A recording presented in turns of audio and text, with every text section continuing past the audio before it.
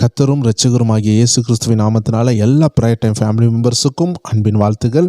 விசுவாசத்தினுடைய முக்கியமான ஒரு ரகசியத்தில் நம்ம வந்திருக்கிறோம். தேவஜனமே, இன்றைக்கும் நாளைக்கும் ரொம்ப முக்கியமான நாள். நாளைய தினம் நம்மளுடைய கடைசி நாள். இன்றைக்கு அதுக்கு முந்தைய நாள் 14வது நாளில் கர்த்தர் கொண்டு வந்திருக்கிறார். அநேகருடைய விடுதலை அவர்களுடைய சமீபமாக வந்திருக்கிறது. விடுதலையின் தேவன் விடுதலையை கட்டளையிட்டு கொண்டிருக்கிறார். எல்லாரும் விசுவாச அறிக்கை பண்ணி ஆர்ப்பரித்து கொண்டிருக்கிறீங்க. ரொம்ப சந்தோஷமாக இருக்கிறீங்க என்பதில் எந்த சந்தேகம் இல்லை. ஒருவேளை சோர்ந்து போய் இருக்கிறீங்களா? இந்த விசுவாசத்தின் ரகசியத்தை புரிந்து கொள்ளுங்க. எபிரேயருக்கு எழுதிய நிருபத்தில் 11வது அதிகாரம் 1, 2, 3 வசனங்களை பாருங்களேன். விசுவாசத்தை குறித்து ஒரு அருமையான ரகசியம் சொல்லப்பட்டிருக்கிறது. விசுவாசமானது நம்பப்படுகிறவைகளின் உறுதியும் காணப்படாதவைகளின் நிச்சயமாக இருக்கிறது. அதனால் முன்னோர்கள் நற்சாட்சி பெற்றார்கள். விசுவாசத்தினாலே நாம் உலகங்கள் தேவனுடைய வார்த்தையினால் உண்டாக்கப்பட்டதென்றும் இவ்விதமாய் காணப்படுகிறவைகள் தோன்றப்படுகிறவைகளால் உண்டாக்கப்படவில்லை என்று அறிந்திருக்கிறோம். தேவச்சனங்களே, விசுவாசம் எதெல்லாம் செய்து பாருங்களேன். விசுவாசம் எப்படி இருக்குதுன்னு பாருங்கள். விசுவாசமானது நம்பப்படுறதுனுடைய உறுதி. நீங்கள் ஏதோ ஒன்று நம்பிட்டு இருக்கீங்க, அது நடக்கும்னு சொல்கிற உறுதியை உங்கள் இருதயத்தில் கொண்டு வரதே விசுவாசம். ஒரு விஷயத்தை நீங்கள் பார்க்கவே இல்லை, ஆனால் ஆண்டவர் நிறைய வாக்குத்தத்தங்கள் பேசியிருக்கிறார். உங்கள் வாழ்க்கை இப்படி இருக்கும், அப்படி இருக்கும், இப்படி இருக்கும் சொல்லி உங்களை நம்ப பண்ணி கொண்டு இருக்கிற நிச்சயம் என்ன தெரியுமா? அதான் விசுவாசம்.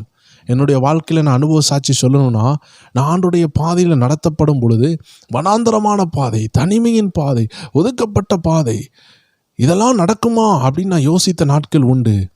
பல காரியங்கள் நினைத்திருக்கிறேன். ஆனால் அந்த நேரமெல்லாம் என் இருதயத்தில் இதிலும் மேலானது மகிமையான விஷயம் கர்த்தர் உன்னை கொண்டு செய்வார் மகனே என்று ஒன்றும் இல்லாத நேரத்தில், பூமியானது ஒழுங்கின்மையும் வெறுமையாக இருந்த நேரத்தில் கூட அதற்கு ஒரு அறுவடை இருந்தது, ஒரு மாற்றம் இருந்தது, ஒரு உருமாற்றம் இருந்தது. கர்த்தருடைய வார்த்தை அதை செய்தது. இதே போல் ஒன்றுமே இல்லாத நேரத்தில் கூட என்னை நம்ப பண்ணினது, என்னை உறுதியாக இருக்க வைத்தது, எனக்கு நிச்சயத்தை தந்தது இந்த விசுவாசம். தேவச்சனங்களே, இன்னைக்கு யாரெல்லாம் ஒன்றும் இல்லாமல் இருக்கிறீங்களோ, வேதனையோடு இருக்கிறீங்களோ, உங்களுக்கு இருக்கிற மகா பெரிய பொக்கிஷமே விசுவாசம். என் வாழ்க்கை இப்படி மாறும்னு உங்கள் இருதயத்தின் ஆழத்தில் யாரோ பேசி கொண்டு இருக்காங்க பார்த்தீங்களா? அதுதான் விசுவாசம். ஒன்றும் இல்லை, ஆனால் கர்த்தர் நடத்துவார்னு உங்கள் இருதயத்தில் ஏதோ ஒரு சத்தம் முழங்கி கொண்டு இருக்கு பார்த்தீங்களா? அதுதாங்க விசுவாசம். இந்த விசுவாசம் தான் வேதம் சொல்லுகிறது நம்ம முன்னோர்கள்ட்ட இருந்துச்சு. இதனால் நற்சாட்சி பெற்றார்கள்.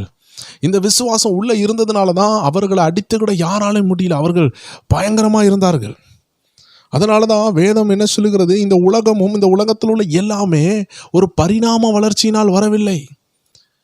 இன்னைக்கு இந்த அறிவியல் சொல்லுகிறது, இந்த உலகத்தில் ஏதோ ஒரு இடத்துல லூக்கான்னு ஒரு ஸ்பீசியஸ் இருந்துச்சு. அந்த லூக்கான்னு சொல்லக்கூடிய அந்த ஸ்பீசியஸில் இருந்து தான் மனிதர்கள் மனித குரங்கிலிருந்து அப்படியே வேறுபட்டு வந்தார்கள். மனித குரங்கில் இருந்துல அதை சார்ந்த 2 கால் உடைய மனித குரங்கை போல உள்ள மனிதர்கள் உருவாகி இந்த உலகத்தில் உள்ள எல்லா ஸ்பீசியஸும் உருவாச்சான் அந்த லூக்கான்னு சொல்லக்கூடிய அந்த ஸ்பீசியஸ் மூலமாக அப்படின்னு சில அறிவியல் படிப்புகள்லாம் இருக்குது. ஆனால் இங்கே வேதம் அழகாக சொல்லுகிறது, இவ்விதமாய் காணப்படுகிறவைகள் தோன்றப்படுகிறவைகளால் உண்டாக்கப்படவில்லை என்று அறிந்திருக்கிறோம். தேவனுடைய வார்த்தையினால் உலகம் உண்டானது. விசுவாசத்தினால நாம் உலகங்கள் தேவனுடைய வார்த்தையினால் உண்டாக்கப்பட்டது என்று அறிந்திருக்கிறோம். இந்த உலகமே உருவாக்கப்பட்டுச்சுன்னா உங்கள் வாழ்க்கையை கிரியேட் பண்ண முடியாதா? இந்த விசுவாசத்தை எடுத்துக்கொள்ளுங்க. You are the owner of your life. You can dominate your life. நீங்கள் தான் ரூலராக மாறிடுவீங்க. விசுவாசம் என்ற செங்கோலை எடுத்துக்கொள்ளுங்க, கண்ட்ரோல் பண்ணுங்க. செங்கடலை பிளங்க, அசுத்தாவிகளை விரட்டுங்க, கடலையும் காற்றையும் அதட்டுங்க. உங்கள் கையில் விசுவாசம் இருக்குது. ஆண்டவர் ஒவ்வொரு முறையும் சீசர்கள் அவிசுவாசப்பட்ட போது ஏன் அவிசுவாசப்பட்டீர்கள்னு கேட்பார். ஏன் சோர்ந்து போனீங்க? ஏன் பயந்தீங்க? ஏன்னா ஆண்டவருக்கு பயந்தவர்களை பிடிக்காது, அவிசுவாசப்படுறவங்களை பிடிக்காது, இரிட்டேஷனாக இருக்கும்.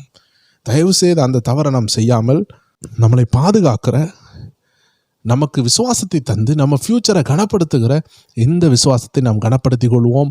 பணம் அல்லங்க, நம்ம ஃப்யூச்சரையே நமக்கு தரிசனத்தில் கொண்டு வந்து காட்டுறது விசுவாசம். நீ இப்படி இருப்ப, உன் வாழ்க்கை இப்படி இருக்குன்னு நம்ம இருதயத்துக்குள்ளே பேசிக்கொண்டே இருக்கும் இந்த விசுவாசம்.